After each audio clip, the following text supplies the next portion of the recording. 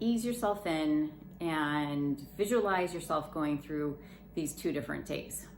So the first one will be one that you are walking through without doing a state of mind check-in. So visualize yourself in bed in the morning. You probably got the pillow over your head because you couldn't fall asleep past 4 o'clock because birds were chirping, all sorts of outside noise was irritating you. And you also know that you have a really big project coming up at work that you're presenting today. And you're nervous about that because doing public speaking is something that you're still cultivating, and frankly, you're just still really not into it. You're, thinking also oh, I'm gonna have friends, a dinner with friends later on, which could be, kind of fun at the end of the day. And you're also waking up, kind of reflecting on a conversation that you had with your mom the previous evening, where she was expressing her worry and concern over a relative that you have who has been in the hospital. So that's kind of how you're waking up. You're irritated, you're a little bit nervous, you feel compassion or just upset about this whole family situation. And you get out of bed and you go into the kitchen, you go to get some orange juice, you're reaching for the container, you get the container, you see that it is completely empty. And in frustration, you just chuck it at the garbage and you kind of mutter under your breath that your roommate always does that. And it is really freaking irritating. And you know that the roommate's not there, so you can't walk down the hall to express your frustration. But you look at your phone and you send a text to him that just, it's maybe just kind of states I'm irritated that you did this.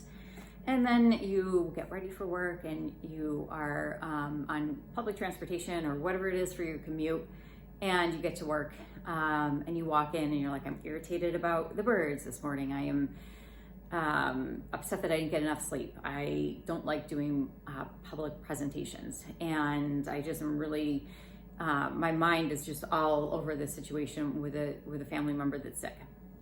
You go into work, you do the presentation, and it goes okay, it's fine. And you leave work, but you're still just really irritated about things. And you're on your commute home when one of your friends sends a text and says, "Hey buddy, are you showing up to dinner? I thought we were all getting together." So you're oh man, forgot about that. So then you reroute and you get there and you kind of feel someone's giving you the stink eye. And you just go home at the end of the day and you just are oh, well, whatever. That was today, and it was pretty irritating, but I got through it. Now we're going to do the same day, starting out with a state of mind check-in. So you wake up in the morning, the birds have been keeping you up, and you say to yourself, okay, the birds they've been kind of annoying. And you take a moment to check in with yourself a little bit more also. And so the suggestion with the state of mind check-in is to think of 3 different adjectives or sentences to describe how you're feeling in the current moment. So in that current moment when you wake up, you're feeling a little agitated because the birds were chirping and they woke you up. You are also feeling nervous about the presentation. But you say to yourself, I can do this. I have prepared very well for this presentation. And even though being in front of other people speaking makes me nervous, I know my stuff. I've got it. I can do this. And then you can say to yourself too, a third thing of how you're doing that day and saying, and I'm really excited about ending my day catching up with some friends at dinner. And you go into the kitchen and you open the fridge and you see the empty juice container and you take a moment to pause and say, all right, I'm just slightly annoyed by this. So it's speaking to yourself in a better way than saying that you're really pissed off or angry that your roommate did this. And you say to yourself, I don't need to talk about this right now. It's really not that big of a deal. I can get a juice on the way to work. And then you get to work and you're standing in front of the door and you've still got it in your mind, this whole situation with your family member. And you say to yourself, there's nothing that I can do right now to change that. And bringing it into work is not going to really help me. I know it's there. I'm going to leave it at the door. It's an issue that I can revisit later on today. I'm going to do my presentation. I'm going to kick butt with it. And I will have the reward at the end of the day by seeing some friends. So then you go in, you kick butt on the presentation, you're able to reflect and have a really good conversation with someone who's really interested in what you had to present and talk about. You leave work, you get to the restaurant on time to see your friends, and you just you have a great day. And so that is the power of the state of mind check-in, which is just every once in a while checking in with yourself and saying, how am I doing today? What am I feeling? What's going on with me?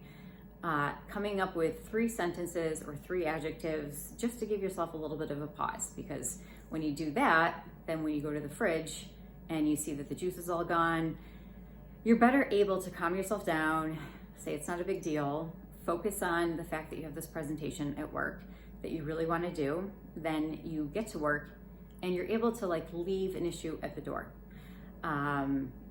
which is the sick relative. And as we go through life, stuff like that is going to be happening all the time when you're going into different situations. You're going to have stuff in the back of your head that's concerning or bothering you, but focusing on all of that as you're going through your day disables you from being present in the current moment. So you can do the presentation, you can answer questions in a really great manner, and then you can remember to do things like go have dinner with your friends and catch up with them and give them some space and talk to them, and spend more time during your day responding to situations rather than reacting.